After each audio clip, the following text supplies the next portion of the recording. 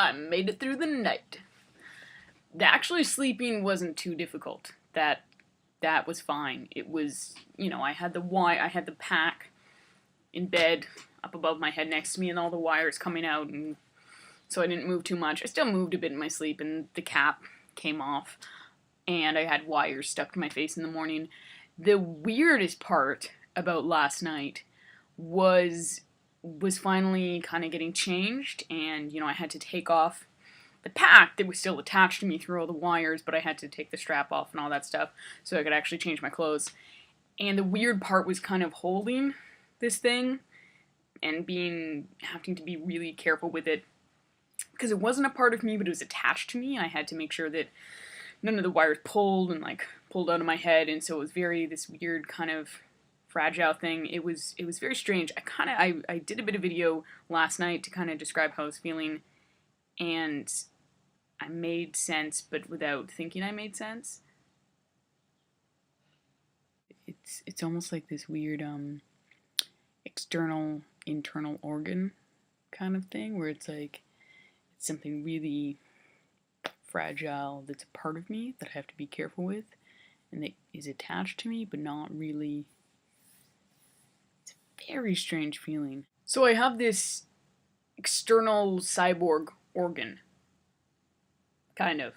That's the way it's feeling, because I'm carrying this thing around. It's added weight. It's a part of me. It's attached to me. It's vital for the next however long, 16, 18 hours that I'm going to have it for.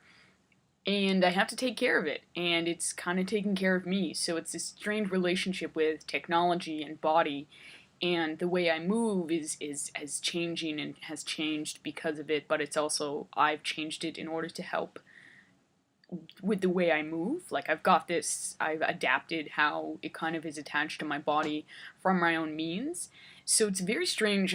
Even in subtle ways, I've built this kind of personal relationship with this technology and with myself, and adapted both, which is always an interesting experience. I always find it very fascinating how we relate with technology, and how we adapt both our technology to suit our means and ourselves to suit our technology, which is a whole other conversation and subject to get into maybe another day. Today is not going to be about that. It's going to be writing letters and making mail art to send to people.